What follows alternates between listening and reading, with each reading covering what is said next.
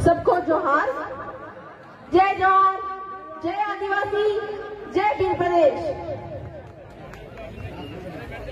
यहाँ उपस्थित हमारे गणवीर और नर वीरांगनाओं को मैं बहुत बहुत जोहार करती हूँ। साथ ही यहाँ पे उपस्थित गांव के गमेती पंच पटेल और मेट कोतवाल को भी बहुत बहुत जोहार करना चाहूंगी। थोड़ा सा लगता है डिस्टर्ब कर रहा हूँ मैं। भाई जो खड़े हो आप इधर आ जाओ, और जो आप लोग ऐसे आस पास बैठे हो थोड़ा आगे खिसको। ऐसे एक स्लोगन बहुत जोर शोर से चल रहा है कि बेनेश्वर की 80% जमीन जो है वो आदिवासियों के नाम पे होनी चाहिए। पर मेरा ये कहना है कि पूरे भारत भर की, ना सिर्फ बेनेश्वर की, पूरे भारत भर की 100% जमीन आदिवासियों का होना चाहिए। ये मैं नहीं कह रही हूँ, ये माननीय सुप्रीम कोर्ट का 5 जनवरी 2011 का जजमेंट कह रहा है कि 8% आदिवासी ही इस भारत के मूलवासी है, एबोरिजिन है। और ये 80% जमीन की जो बात हो रही है वो तो हम लेकर रहेंगे। कैसे लेकर रहेंगे? ये भारत का संविधान, इसके तहत हम अपनी जमीन लेकर रहेंगे। हम ये बोलते हैं कि जल जंगल जमीन हमारा है, पर कैसे? मैं आपसे पूछना चाहूंगी कि आदिवासियों का जल जंगल जमीन कैसे है? हम बोल तो देते हैं, लेकिन हमको जल जंगल जमीन पे अधिकार जमाने के लिए किस तरह से लड़ाई लड़नी है ये हमको जानना पड़ेगा। कल तक हमारे पुरखे तीर धनुष लेकर निकल जाते थे और अंग्रेजों से लड़ाई लड़कर, और जो अंग्रेजों के जनप्रतिनिधि थे, रजवाड़े थे, उनके साथ में लड़ाई लड़कर उन्होंने हमको जल जंगल जमीन दिलवाया। लेकिन आज हमको यह लड़ाई कागज और कलम से लड़नी है और अपनी जानकारी से लड़नी है। तो यह जो 80% जमीन की जो बात हो रही है, हमको कैसे लेना है? भारत के संविधान में अनुच्छेद 13(3) का उसमें यह लिखा हुआ है कि आदिवासियों की रूढ़ी प्रथा को विधि का बल प्राप्त है। तो यहाँ पे उपस्थित हमारे मेट कोतवाल जो गांव की गमेती है, उनकी वजह से हमको ये हमारी जमीन वापस मिल सकता है। और यह जो बेनेश्वर खान है, यह कहा जाता है कि यह जमीन जो है आदिवासियों की थी, और यह जमीन आदिवासियों की ही है, यह भारत का संविधान कह रहा है।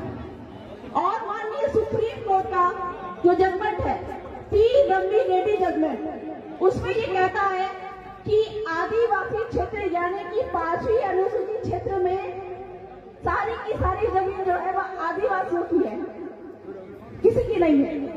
यहाँ तक कि सरकार जो है, केंद्र सरकार और राज्य सरकार, वह भी एक व्यक्ति है और उसकी 1 इंच जमीन भी आदिवासी क्षेत्र में नहीं है। यह जजमेंट सुप्रीम कोर्ट का समता जजमेंट कह रहा है।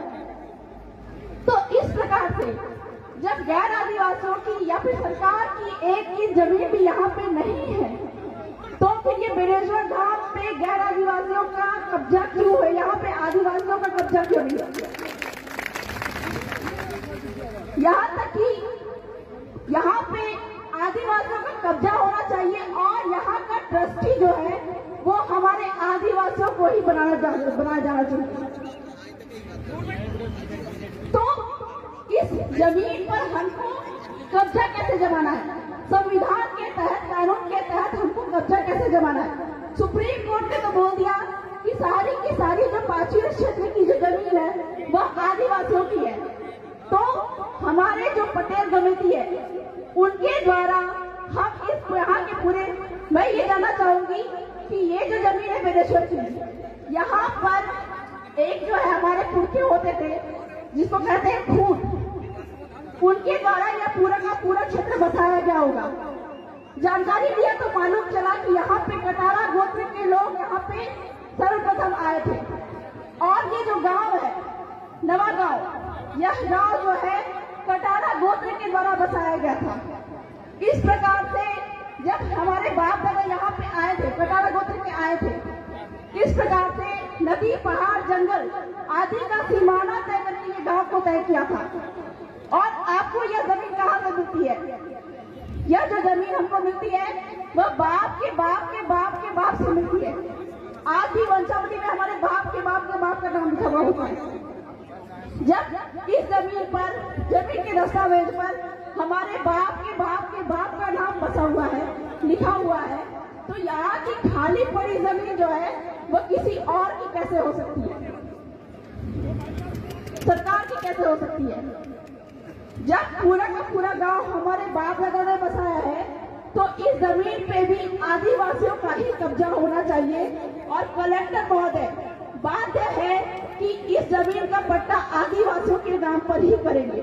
ये मैं नहीं बोल रही हूँ, आपके राजस्थान टेनेंसी एक्ट और राजस्थान लैंड रेवेन्यू कोड जो है वह बोल रहा है कि यदि गांव किसी अपनी गांव की जमीन को, ठीक है, इस गांव का भी बना होगा, इस गांव की जमीन के अंदर में जो गांव मिलकर किसी को जमीन अगर देता है तो वो जमीन कलेक्टर महोदय उसका पट्टा उसको उपलब्ध कराएंगे। लेकिन हमारे जो कलेक्टर महोदय है वह संविधान कानून का उल्लंघन कर रहे हैं। तो इस प्रकार से आदिवासी समुदाय को संविधान के अनुच्छेद 13 का उपयोग करना आना पड़ेगा, क्योंकि आदिवासी आज जाग गए हैं। और इस प्रकार से संविधान का उपयोग करके हमको न सिर्फ 80% बल्कि 100 का 100% जमीन यहाँ पे हमको चाहिए। साथ ही साथ जो सुप्रीम कोर्ट का संता जजमेंट है वह क्या कहता है कि यदि सरकार भी यहाँ पे जमीन लेती है तो वह उसकी ट्रस्टी रहेगी। और हमारी मांग ये है, क्योंकि पूरा का पूरा जमीन जो है संविधान कानून के तहत ये पूरा का पूरा जमीन जो है वह आदिवासियों की है।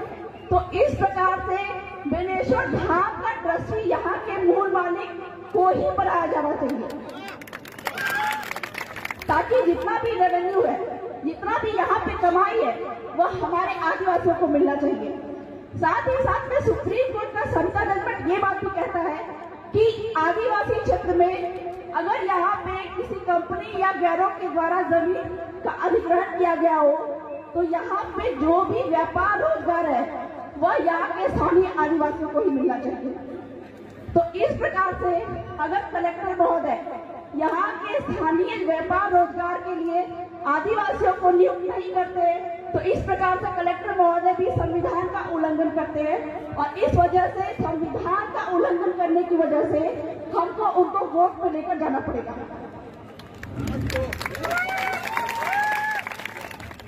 तो बहुत सारे वक्ता है, मैं बहुत ज्यादा तो नहीं बोलूंगी, बोलने के लिए तो बहुत सारी बातें हैं, संविधान की बातें हैं, कानून की बातें हैं, जिसके तहत आदिवासियों को अपने जल जंगल जमीन पे कैसे अधिकार प्राप्त हो सकता है, ये सब की जानकारी बिल्कुल हो सकती है लोगों को। लेकिन चूंकि वक्तागण बहुत है, इसीलिए मैं अंत में यही कहना चाहूंगी कि अपने हक अधिकारों को संविधान में लिखित जो कि हमारे बाप दादाओं ने हमको देकर रखा है, ठीक है, अंग्रेजों से रजवाड़ों से लड़ाई लड़कर हमको ये अधिकार दिलाया है, इस अधिकार को हर एक लोगों को जानने की आवश्यकता है, जिससे कि न सिर्फ 80% बेनेश्वर की जमीन बल्कि पूरे का पूरा भील प्रदेश की 100% जमीन भी आदिवासियों के नाम पे हो जाए।